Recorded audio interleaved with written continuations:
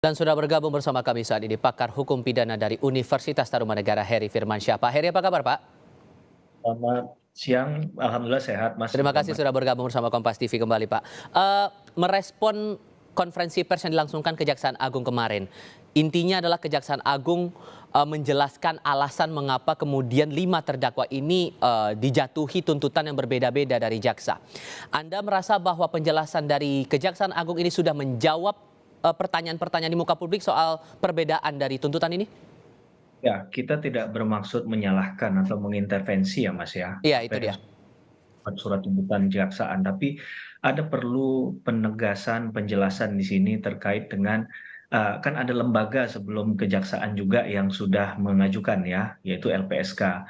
Apakah ini perkara terkait dengan fungsi koordinasi antara LPSK dengan kejaksaan yang pada akhirnya mengakibatkan hak hukum dari seseorang ini juga di ujung tanduk dan tidak ada kejelasan Hmm. hukum ya, bahwa Eliezer sudah memberikan kewajiban hukumnya, menyatakan yang sebenarnya, dan kemudian ini juga banyak dipergunakan dalam surat tuntutan jaksa kalau kita lihat ya, Mhm. keterangan Eliezer, tapi di ujungnya malah hak hukumnya tadi saya katakan masih ada ketidakjelasan. Karena apa? Kalau kita lihat dari Undang-Undang LPSK, saya bukan berarti menganakmaskan LPSK ya, tapi Hmm. karena justice kolaborator kan diatur dalam khusus undang-undang ini. Ya. Di pasal 10A kalau saya tidak salah, Undang-Undang 31 tahun 2014, Mhm.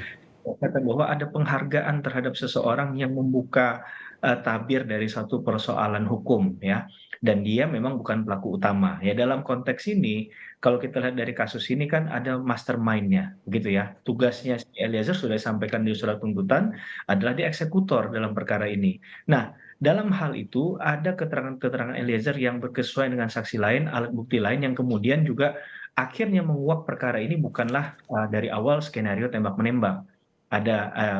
Itu bergeser ke arah adanya pembunuhan kan, Ya. dengan menggunakan senjata api. Nah, ini kan menarik untuk mengkaji hal ini lebih jauh, bahwa dalam poin penjelasan Undang-Undang LPSK itu disampaikan dengan jelas dan tegas bahwa penghargaan terhadap orang tersebut salah satunya untuk sanksi pidana, dia diberikan pidana yang lebih ringan dari terdakwa atau tersangka yang lain. Nah, pertanyaannya, tersangka yang lain ini ditafsirkan yang mana? Hmm. Apakah tersangka yang lain ini secara keseluruhan ya, kolektif kolegial disamakan bahwa itu harus, kalau kita cek Eliezer itu harus lebih rendah dari semuanya, Mhm. atau dia kemudian dikomparisi dengan terdakwa yang lain, Nah, yaitu. Kejaksaan Agung kan sudah menjelaskan kemarin bahwa sebetulnya posisi Eliezer ini tuntutannya sudah lebih ringan ketimbang Verdi Sambo. Gimana tuh Pak?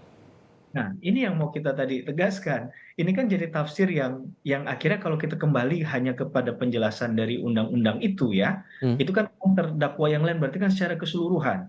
Maka secara keseluruhan dia dianggap harus lebih rendah dari yang lain kan. Hmm. Kalau kita melihat dari tafsir undang-undangnya, ketika ada tafsir yang kemudian membandingkan, kalau saya lihatnya malah membandingkan dengan terdakwa yang lain secara spesifik adalah Sambo.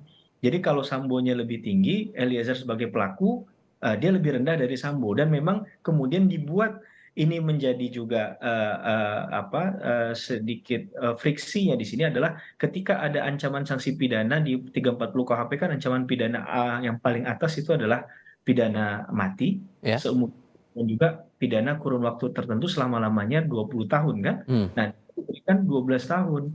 Nah, ini persoalan yang kemudian juga apa ya, seakan-akan membantu tapi tidak secara mutlak begitu ya. Oke. Padahal harapan publik ini ya sudah ekstrem kiri atau kanan aja, kalau memang dia tidak bisa diiniin sebagai GC, ya diklirkan saja di surat tuntutan. Tapi kalau dia memang punya hak sebagai GC, Mhm. ini tidak perlu untuk disampaikan, karena begini, yang kita kita soal ini bukan individunya, Hmm. bukan Eliezer dalam kasus ini atau kasus yang lain, tapi kita mencoba untuk melihat ini untuk menyelamatkan semangat kejujuran dari seseorang yang berani tampil untuk memberitahu bahwa ini loh yang sebenarnya fakta hukum yang kemarin tidak kemudian tidak terekspos begitu kan. Dan Pada ini akhirnya kan ini dua dua pernyataan berbeda muncul nih dari lembaga yang berbeda juga. Dari LPSK menyebut kecewa karena sudah berstatus JC, tapi kenapa tidak mendapatkan keringanan ketimbang seluruh terdakwa yang lain yang tersisa begitu dengan 4 terdakwa lain. Tapi di sisi lain Kejaksaan Agung bilang dalam Undang-Undang Perlindungan Saksi dan Korban untuk kasus pembunuhan berencana ini sebetulnya tidak tercover untuk status JC ini. Gimana tuh? Ya, kalau kita melihat kini perdebatan lama ya, Hmm. perdebatan masalah saya waktu keterangan ahli ya, berkaitan dengan apakah tindak pidana lain dalam hal ini tindak pidana umum yang dimaksudkan ini adalah yang dimaksud dalam pemberian GC juga. Itu kalau nggak salah sudah selesai juga, udah tuntas tuh.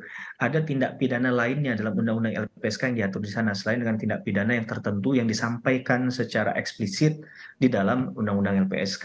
Nah, tindak pidana lainnya ini tafsirnya berarti kalau kita lihat kembali ke penjelasan juga termasuk tindak pidana umum yang dimaksud di sini, kan Hmm. begitu.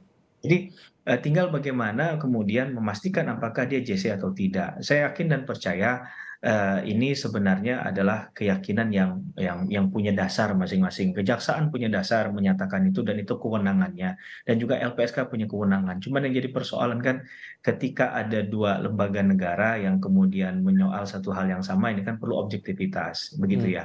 Perlu parameter yang jelas agar ke depan ini jadi pembelajaran bersama, ini tidak kemudian jadi polemik kembali. Ini kan harus ada hal yang kemudian dipertegas dan diperjelas sebagai pembelajaran dari kasus ini kan. Hmm. Jangan sampai ini jadi blunder begitu, jadi bola salju yang terus menggelinding di perkara-perkara yang lain. Karena letak atau fungsi justice kolaborator ini penting juga karena ada keterbatasan dalam hal penyidikan misalnya. Bukan saya tidak mengatakan kemampuan ya, tapi pengetahuan terhadap suatu perkara itu kan kadang terbatas karena mungkin ada bukti-bukti yang hilang. Dalam kasus ini banyak yang hilang. Oke. Sehingga ada kesulitan-kesulitan, ada kompleksitas yang kemudian secara persoalan teknis ini menjadi sulit untuk kemudian diajukan hanya berdasarkan pada kemampuan atau menyandarkan kemampuan SDM-nya dari Hmm. aparat hukum. Tapi harus ada pengetahuan lain yang itu jelas dibantu oleh mereka yang sangat mengetahui detail persoalan ini. Orang yang ada di TKP, bahkan orang yang menjadi terdakwa dalam kasus ini. Karena kalau mengandalkan dari orang yang di luar ini, saya rasa agak berat, Mas, untuk bisa sampai kasus ini bergulir ke pengadilan dengan bukti-bukti yang, kalau kita lihat tadi sekali lagi ya, Hmm. bukti yang kemudian seakan-akan dari awal sudah memposisikan bahwa hanya Eliezer nih yang kemudian kooperatif Baik. terhadap Mhm, dan dia. saya coba mengutip pernyataan dari Jaksa Agung Muda Tindak Pidana Umum Fadil Zumhana. Ia menyebut bahwa tolak ukurnya sudah jelas. Kami menentukan tuntutan itu sudah sesuai dengan aturan yang ada. Belajar dari Kitab Undang-Undang Hukum Acara Pidana. Nah, kita juga ulang lagi nih dari beberapa pertimbangan yang akhirnya membuat Eliezer ini dituntut 12 tahun penjara. Bagian meringankan JC sebagai JC, kemudian belum pernah dihukum, sopan dan kooperatif, menyesali dan dimaafkan oleh keluarga. Tapi tampaknya bagian meringankan ini kalah dengan posisi dari Richard Eliezer yang menjadi eksekutor atau sebagai pihak yang langsung menghilangkan nyawa Yosua. Anda merasa demikian juga? Ya, seperti begini Mas, bahwa seakan-akan PC, Kuat, Ma'ruf dan juga Ricky Rizal itu dianggap dia bukan pelaku utama karena dia melakukan kehendak dari pelaku yang lain. Hmm. Nah, yang paling berat adalah ketika orang lagi berbincang dengan yang kemarin yang sampai menghadirkan ahli mengatakan bahwa Eliezer bisa bebas. Ini kan juga banyak polemik di muka publik ya, Hmm. bahwa ada kesalahan dia di situ dan dia sudah mengakui dan dia bertanggung jawab. Itu menurut saya poin yang hampir tidak kita temukan di terdakwa yang lain secara tegas. Hmm. Ya, kalau Eliezer dari awal dia sudah komit untuk menyatakan bahwa dia mengaku bersalah dan dia siap bertanggung jawab. Nah, kalau ada hal lain misalnya mengaku aja sulit, nah ini kan jadi persoalan. Di terdakwa yang lain kalau di ujungnya ditanya sama hakim di keterangan terdakwa ada yang menyatakan misalnya saya akan lebih berhati-hati ke depan. Ya. Jawab persoalan itu. Ada yang Mhm. saya tidak tahu apa maksud pertanyaan ini, malah seakan-akan sudah yakin kalau kalau sudah mengetahui kalau nanti dijawab adalah mengaku bersalah, berarti dia adalah pelakunya, Hmm. berarti salah. Padahal momentum itu kan bisa digunakan untuk menunjukkan nilai simpati dan Oke. kemanusiaan juga. Bukan Mhm. berarti bahwa dengan menyatakan pernyataan itu berarti orang itulah yang pasti bersalah, kan tidak Iya. demikian. Oke. Gitu. Hal lainnya juga nih Pak Heri yang juga menarik dicermati adalah pernyataan dari pihak Kejaksaan Agung yang menyebut soal kasus ini sebetulnya yang membuka pertama kali bukan Richard Eliezer, tapi pihak keluarga yang melaporkan langsung kepada polisi. Itu di satu sisi, tapi di sisi lainnya juga kalau kita pelajari dari runutan proses hukum ini, dari proses penyelidikan sampai sekarang di proses peradilan, sebetulnya kan kalau tidak ada peran Eliezer yang menyampaikan bahwa ini tidak ada, ini skenario semua yang dibilang tembak-menembak itu. Anda melihatnya di sudut pandangnya bagaimana ini? Iya, intinya kita menghargai, menghormati apa yang disampaikan oleh pihak Kejaksaan Agung ya. Tapi dan mungkin ada benarnya ketika ini disampaikan oleh keluarga korban. Keluarga korban punya andil dalam hal ini. Tapi ingat bahwa andil untuk memajukan kasus ini juga coba ditanya ke keluarga korban kan biar lebih fair kan. Mhm. Apakah Eliezer itu membantu nggak dalam proses ini? Kan Mhm. mereka yang lebih paham karena apa yang mereka punya sama ini buktinya. Mhm. Kemudian bisa memperkuat bahwa perkara ini juga bisa digulirkan dan sampai sejauh ini bisa dibuktikan. Nah, ini kan yang perlu pendalaman secara serius begitu ya. Dan ini silahkan mungkin nanti ditanya ke keluarga korban, misalnya ke apa pihak dari kuasa hukum dari keluarga korban. Nah, ini mereka menyatakan apa terkait hal itu? Apakah mereka kontra atau jangan-jangan ini seakan-akan Richard Eliezer mendaku dirinya sebagai orang yang punya punya apa, punya, Hak kata begitu ya karena statusnya sebagai penguak fakta begitu?